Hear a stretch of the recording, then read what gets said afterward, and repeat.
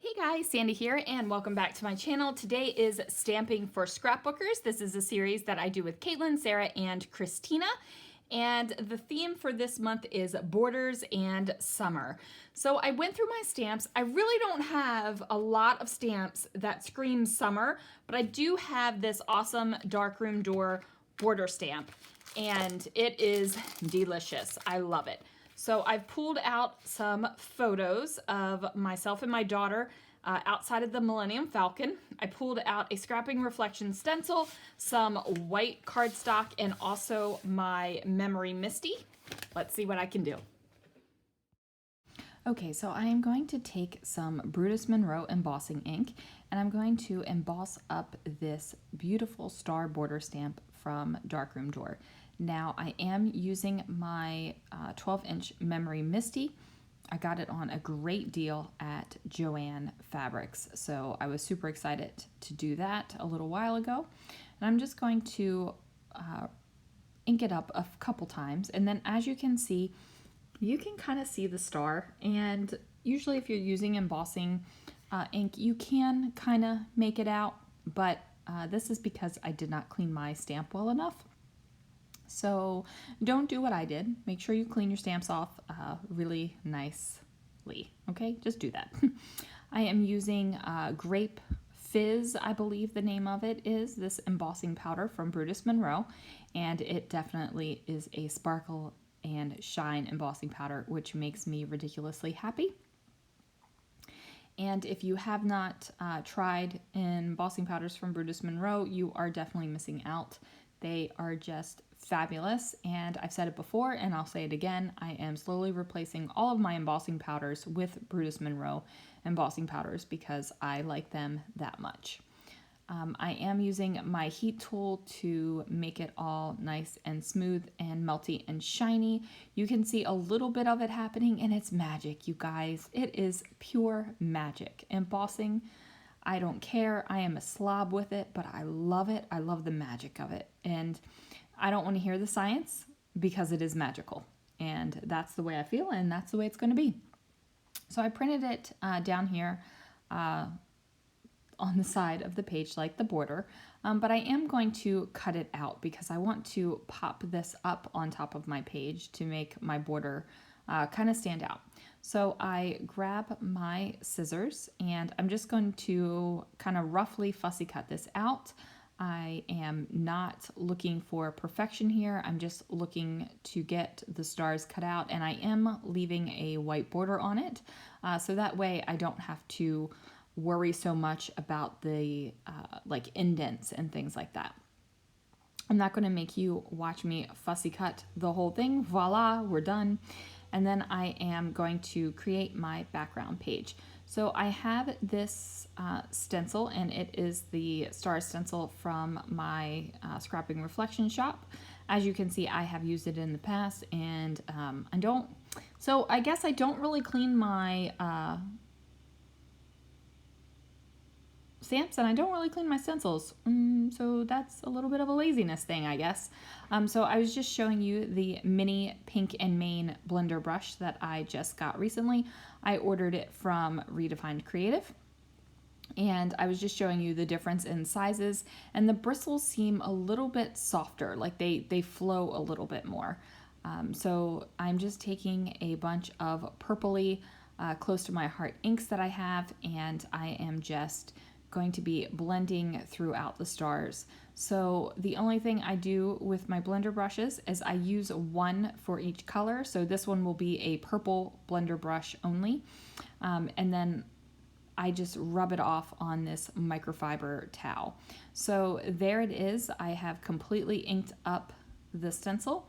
Now I am going to spray inside of this box. This is an IKEA box. And I'm using a really old Mr. Huey spray, and you couldn't even tell I was spraying until I sprayed right there. So I am going to take a print of the stencil, and I'm just going to use the piece of paper that I had cut the star border out of, and I will use that in another project. If you haven't seen stencil printing, do I have a layout? Do I have a video for stencil printing? Or is it just, no, I did a live stencil printing technique for the Secret Not Secret Kit Club, but I don't think I made a video for the channel. So I think I think I'll do that. I will do a stencil printing video. Anyway, we're not talking about stencil printing today. We are talking about border stamps. So I am going to use some fun foam, and this is fun foam from my awesome friend Crystal. And I'm just going to do one layer of fun foam just to pop it up a little bit. So when you're looking at this, the stars do kind of blend into the background, and I am okay with that because I want this to feel like a cohesive page. I want my border to be part of the layout. I don't want it to be something that is like standing out and apart from the layout. I don't want you to look at this and go, oh, that's a border. I just want you to look at this and see a spaceship and all the stars. That's the feeling. That's what I want. That's what I want you to see. And I am totally embracing the purple because there just isn't enough purple in scrapbooking. I would be much happier if there was a lot more purple in scrapbooking. So I'm even matting my photos on some purple cardstock. And like I said, this is me and my daughter outside of the Millennium Falcon at Star Wars Land in Disneyland. I know it's not called Star Wars Land, but it's Star Wars Land. So I pull out these glitter thickers, and I love these glitter thickers because sometimes they feel purple and sometimes they feel pink, depending on what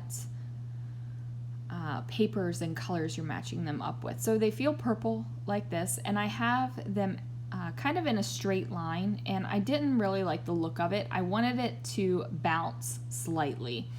So that's what I did. I just arranged the letters a little bit so that they're not completely straight and they bounce just ever so slightly. Then I went to my my tile letter sticker stash, and I pulled out these blue ones. And I know that blue is like a whoa kind of thing here, but I feel like a lot of the purple through my stenciling was kind of a bluish purple. So I thought it was okay to grab these little blue letter stickers and put them on. So I am spelling out Millennium for up here.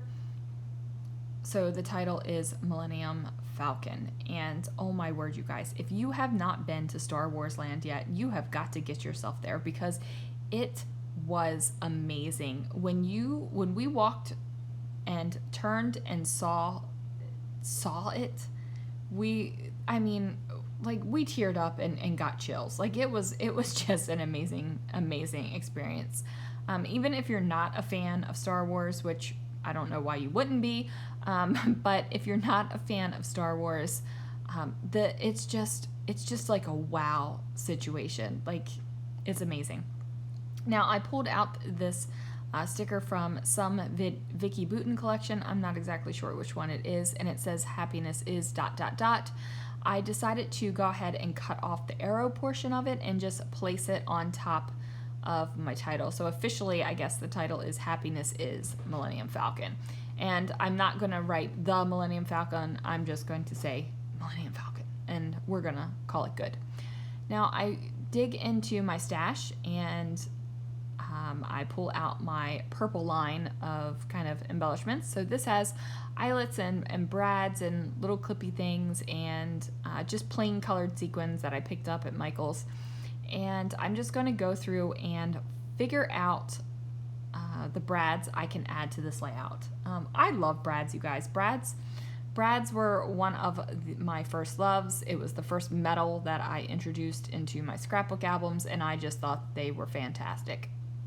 So I am poking them through the paper, and then I am washi taping the back of them on the back of the layout because I don't want my brad tines to mess up the layout that's going to be on the other side of the album, or the other side of the page protector inside of the album. I also do this just because, I can't have them scratching up the layouts and stuff when I'm moving layouts around in my albums. If you guys have seen my process for putting layouts into albums, I do move them around and figure and finagle them to go into an order that makes sense. So I don't want to hurt the layouts by my metal brad tine sticking through the back of the layout.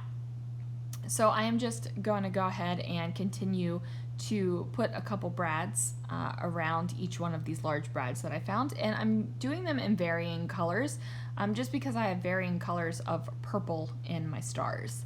So while I'm doing that, please make sure that you check out the channel links listed down below for Caitlin, Sarah, and Christina.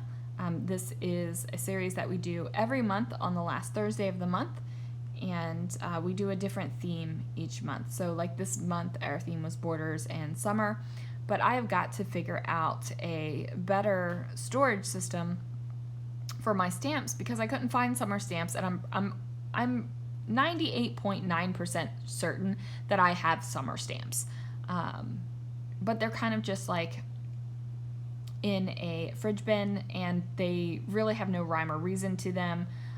They all have varying packaging. It's kind of a mess. It's kind of a controlled mess, so I need to figure that out. So anyway, I go ahead and get those on, and then I decide I'm just going to completely embrace the purple, you guys. I grab some stickles. I'm not exactly sure which color this is, but it is one of the purple ones, and I just decide to fill in a couple of random stars just to give it a little bit more glitter throughout the entire page. So I've got glitter in the border stamp that you really can't see right now on camera, but you can see it in real life. I've got glitter for the title, like big glitter for the title. So I felt like if I added some random glitter to the stars in the background, it would just completely tie the page together. And right now, I'm also feeling like the page is just kind of floating out there. Like I feel like the stars could just float away, and I need to contain them somehow.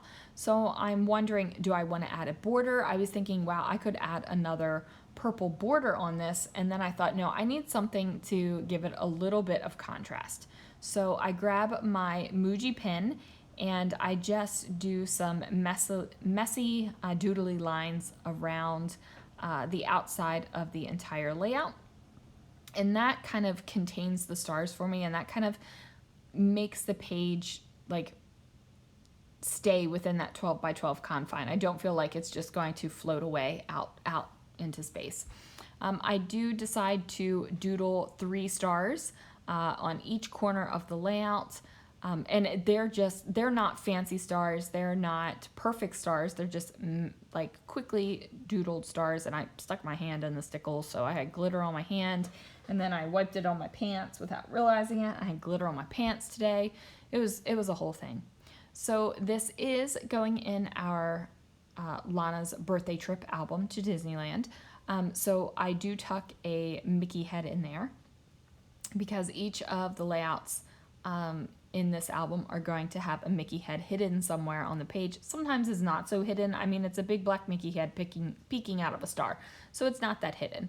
But there will be a Mickey on every single page for this album. It's something that I've done in the past for Disney albums. I don't do it on every Disney album, but it's something fun, and I figured it would be a little bit of something extra fun for this album. And then I just sprinkled some black enamel dots throughout the page, and that is going to do it. Thank you guys so much for watching. I will see you again real soon for another video.